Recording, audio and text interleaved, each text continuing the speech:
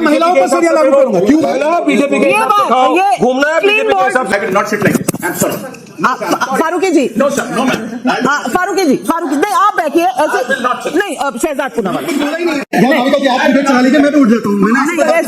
नहीं नहीं प्लीज, आप लोग आए। फारूकी फारूकी जी, फारूकी जी, फारूकी जी, मैं भी किसी की एक सेकंड क्यों ऐसा? तीसरा सवाल। सैनिटाइजर के नशे करना बंद करो और शुरू करते हैं बिना किसी बकचोदी के। सबसे पहले तो मैं आपसे कमाल फारूकी भाई पूछूं, दिक्कत क्या है? महिलाओं को हक मिल रहा है, जो हक उनसे छीना गया था। अब संविधान के तहत सेक्युलर लॉ में सुप्रीम कोर्ट ने आदेश दिया है, और ये किसी सरकार का आदेश नहीं है, अपनी संविधान की इंटरप्रिटेशन है। मुस्लिम महिला चाहे तो शरीयत के हिसाब से चले या चले कॉन्स्टिट्यूशन के हिसाब से। दिक्कत क्या है? कोई दिक्कत नहीं है। और हम और आप सब लोग जो है सेक्युलर मुल्क में रहते हैं और कॉन्स्टिट्यूशन से बंधे हुए हैं, और इसी कॉन्स्टिट्यूशन ने डिफरेंट जो सेक्टर्स ऑफ द सोसाइटीज है उनको बाकायदा कुछ राइट्स दिए हुए हैं, और वो राइट्स जो हैं हमारे फंडामेंटल राइट्स हैं, जो कि जिसको कॉन्स्टिट्यूशन भी उसको मानता है। हर धर्म को उसके हिसाब से जीने का हक है, हर जाति को उसके हिसाब से जीने का हक है। ऑफ कोर्स जहाँ क्रिमिनल लॉ वगैरह आता है वहाँ सबके लिए लॉ एक जैसा है, और उसमें किसी किस्म की कोई वो नहीं है। लेकिन मजहब के मामले के अंदर किसी किस्म की कोई इंटरफेरेंस स्टेट की नहीं है। Court of course, court is the ultimate authority and everybody has to follow it. लेकिन उससे उसको ऑब्जेक्ट करना और उसके ऊपर हमको अपना एक पॉइंट ऑफ व्यू रखना, वो भी हमारे फंडामेंटल राइट। शादी जो है वो एक कॉन्ट्रैक्ट है, और उस कॉन्ट्रैक्ट के अंदर मसीह के हर आदमी को इख्तियार है तो उस वक्त कॉन्ट्रैक्ट के टाइम के ऊपर अपनी कुछ कंडीशंस रख सकता है। इस्लाम के अंदर जो काजी जब निकाह पढ़ाता है तो बाकायदा उसके अंदर जो उसका निकाहनामा होता है, उस निकाहनामे को दोनों को बतलाया जाता है, पढ़ के बताया जाता है, और उसमें बाकायदा पब्लिक के सामने बताया जाता है। और उसको लड़की को, हाँ तो ये शादी एक कॉन्ट्रैक्ट है, इस अब्बा जान की उम्र के बंदे का ये हिसाब है, ये हाल है, तो जवानों का क्या होगा भाई? जाहिल पंथी की हद होती है।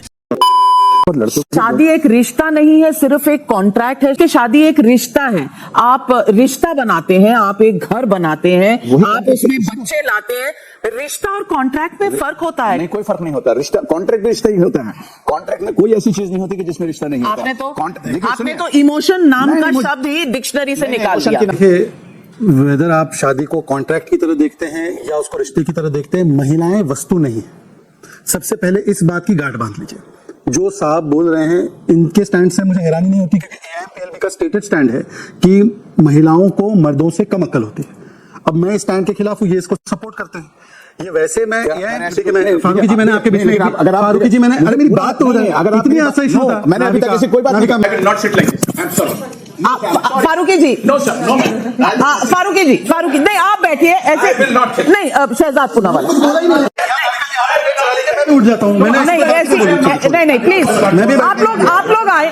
फारूकी फारूकी जी, फारूकी जी, फारूकी जी, मैं भी किसी की तुमसे ना हो पाएगा। चल चल चल, तू निकल, पहली फुर्सत में निकल जाहिल, चल जाहिल, पहली फुर्सत में निकल। परंतु देखिए यहाँ पर दोहरा मापदंड कैसा है। यहाँ पर जो लोग शरिया का पाठ पढ़ाते हैं, शरिया पर टीवी पे आना अलाउड है क्या? शरिया पर जिस प्रकार की यहाँ पर कुछ लोगों ने दाढ़ी रखी है, अलाउड है क्या? अपने लिए शरिया लागू नहीं करना है, दूसरों पे, महिलाओं पर शरिया लागू। शरिया के हिसाब से तो अगर चोरी करते पकड़े गए तो हाथ काटे जाते हैं। तो देश का क्रिमिनल कानून शरिया के हिसाब से क्यों ना हो? सिविल कानून जहां पर मुस्लिम महिलाओं के अधिकारों को मारना है वहां पर तो शरिया लागू हो जाए। और ये शरिया की किताब एक बार दिखा दीजिए, ये शरिया की कोई किताब है तो दिखा दीजिए कि महिलाओं को अगर हक मिल रहा है, सुप्रीम कोर्ट कह रही है, और आप हो या ओवैसी साहब हो, आप हमेशा कहते हैं देश संविधान से चलेगा, देश संविधान से चलेगा, और संविधान का इंटरप्रिटेशन सुप्रीम कोर्ट करती है। पेट में दर्द सबसे ज्यादा आपको होती है, क्यों वारिस भाई? बड़ा हरामी हो बेटा। देखिए, सबसे पहले तो आपका जो मिसकंसेप्शन और जो ये झूठ फैला जा रहा है ना कि हम महिलाओं के विरुद्ध हैं, मुस्लिम महिलाओं के, ये सबसे बड़ी गलत बात है। क्योंकि आप समझ लीजिए, मुसलमान ने महिला को जितना सम्मान दिया उतना किसी ने नहीं दिया, क्योंकि हमारा ये मानना है कि माँ के पैर के नीचे जन्नत है। इससे ज्यादा सम्मान क्या हो सकता है, बताइए। आप अपने संविधान की बात इस मुद्दे पर अभी तक तो सब ठीक था, हक हक, औरतों की इज्जत। अब ये इसके अंदर से दो मुआ सांप निकला, अब ये वारिस पठान के अंदर से अब दो मुआ सांप निकला। देखो, संविधान ने और कानून ने एक अधिकार दिया है कि यदि आप किसी कोर्ट के फैसले से असंतुष्ट हो या आपको लगता है कि बराबर है नहीं, तो संविधान ने अधिकार दिया हमको रिव्यू में जाने का। तो मुस्लिम पर्सनल लॉ बोर्ड अगर इस फैसले के खिलाफ रिव्यू में जा रही है तो कोई गलत नहीं है, संविधान का प्रावधान है। अब 2 दिन पहले आपका स्टेटमेंट ये है महिलाओं के लिए। 2% की औरत है ये बीजेपी की, ये महिलाओं के बारे में बोलते हैं। नहीं, सुन लीजिए, अभी क्यों वारिस पठान जी बोल नहीं लीजिए, आपने मुझे पढ़ के लिखने आने के लिए कहा ना। अरे वारिस पठान जी देखिए, आप देखा नादिका जी जैसे मेरी बात आती है दबाव लग जाते हैं। कौन है ये लोग, कहां से आते हैं? में कौन से संदर्भ में? इससे पहले इन्होंने एक डिबेट में, हिजाब के डिबेट में कहा था कि महिलाओं का हिजाब मोबाइल की कवर की तरह होता है। इन पे एनसीडब्ल्यू ने कार्रवाई की थी। कार्रवाई का लेटर मेरे को नहीं आया, तुम्हारे घर पे भेज दिया। हिजाब महिलाओं का मोबाइल कवर की तरह होता है।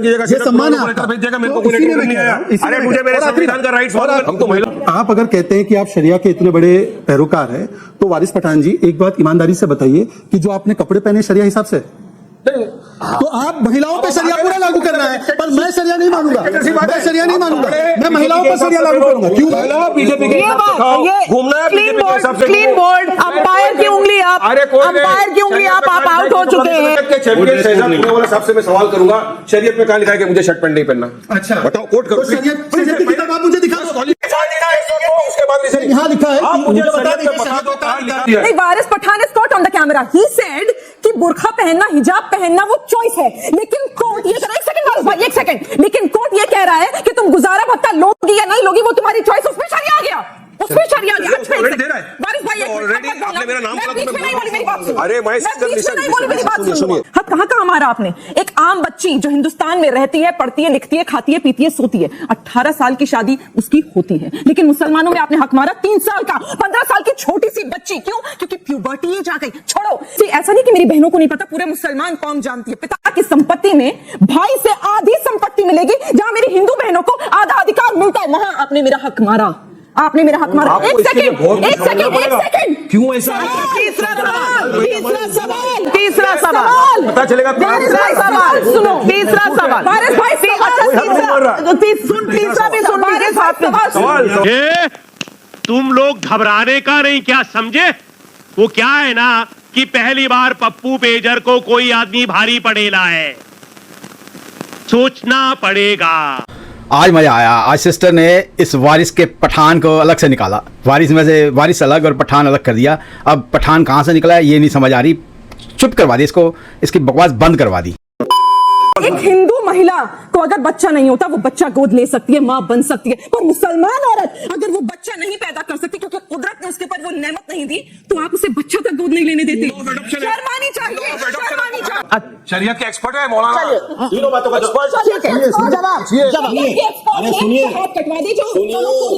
आपसे कहता हूँ यहाँ शरीयत लागू करवा दीजिए, आपका भी हाथ कटेगा। तेरा तो कुछ और कटेगा जाहिल मौलाना, तेरा तो कुछ और कटेगा, जाहिलों वाली बातें करने वाले मौलाना, तेरा तो कुछ और कटेगा। करा दिए लागू, कराइए लागू, आपका भी हाथ कटेगा और आप पर भी जिना की हद लागू होगी। पर आपको एक मिनट, आपका पहला जवाब आपने लिखा, एक मिनट आपका, नहीं रशीदी जी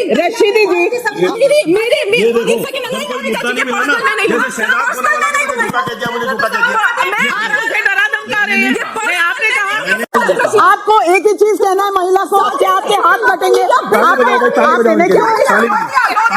क्यों डरा रहे हैं अपने मन से? आपने कहा उसके हाथ कटेंगे, आपने कहा उसके, आपके क्यों नहीं कटेंगे? हाँ जी, जय श्री राम, राम राम। कैसे हैं आप लोग? वीडियो हो गया खत्म, उम्मीद करता हूँ आपको पसंद आया होगा। आपने इनकी दोगली बातें देखी, दो मुंह सांप देखा इनका। कभी तो कहते हैं कि भाई हक हम देते हैं, हम बहुत इज्जत करते हैं, ठीक है, महिलाओं की इज्जत होनी चाहिए, हर घर में होनी चाहिए, हर धर्म में होनी चाहिए, लेकिन फिर जब कोर्ट ने उनको थोड़ा सा रिलीफ दिया है तो उस पर इनके दोनों तरफ से ना ऐसे सांप निकल आए हैं, मतलब मुंह निकल आए हैं सांप के। अब ये दोनों तरफ से काटने को तैयार बैठे हैं। लेकिन आज एक अच्छी बात हुई है कि भाई जो फीमेल दूसरी तरफ बैठी थी, निकत और अंबर, उन्होंने अच्छा इनको मतलब हिलाया है, कंपन करी है इनकी। लेकिन एक शिकायत ये भी है कि जितनी भी महिलाएं बैठी हुई थी वो मौलाना की बात पे ताली बजा रही थी। तो ये आपके हक की बात है, अब आप पे ये आप पे डिपेंड है, आपने क्या करना है, ताली बजानी है या कोर्ट का फैसला मानना है। उस जाहिल मौलाना की बात पे वो सारी महिलाएं ताली बजा रही थी, अगर आपने नोटिस किया हो तो। ये बात मुझे बिल्कुल भी पसंद नहीं आई। आगे इनकी मर्जी है। तो जी उम्मीद करता हूँ वीडियो आपको पसंद आएगा। प्लीज़ चैनल को सब्सक्राइब करें, वीडियो को लाइक करें, शेयर करें। मैं आपको मिलूंगा अगले वीडियो में। तब तक के लिए जय श्री राम, हर हर महादेव, जय हिंद।